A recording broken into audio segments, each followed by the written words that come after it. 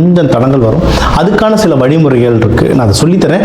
இதை வந்து பொதுவாக சொல்ல முடியாது. ஒருத்தர் ஜாதகத்தை வச்சு யார்கிட்டேருந்து பணம் வரணுமோ அதை வச்சு நம்ம சொல்கிற சில சூட்சும முறைகள் இருக்குது. அது நீங்கள் ஃபோன் பண்ணுங்கள், அது எப்படின்னு சொல்கிறேன்.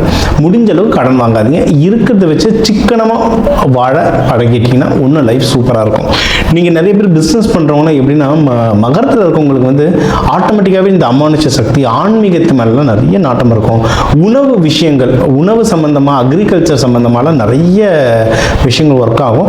நம்மளுடைய நட்சத்திர புத்தகத்தில் பொதுவாக என்னென்ன தொழில்கள் நீங்கள் பண்ணான்ற லிஸ்ட்டு கொடுத்துருப்போம். நம்ம அதை தாண்டி இன்னும் எனக்கு ஸ்பெசிஃபிக்காக தெரிஞ்ச சார் எனக்கு இதை பண்ணுப்பா முன்னேறிட நீங்கள் அக்யூரேட்டாக சொல்லுங்கன்னா நீங்கள் ஜாதகம் பாருங்கள். அந்த தொழில் என்ன தொழில் பண்ணால் பெஸ்ட்டு லைஃபுங்கிறத சொல்கிறோம். இன்னும் நீங்கள் நல்லா ப்ராக்டிஸ் பண்ணலாம்.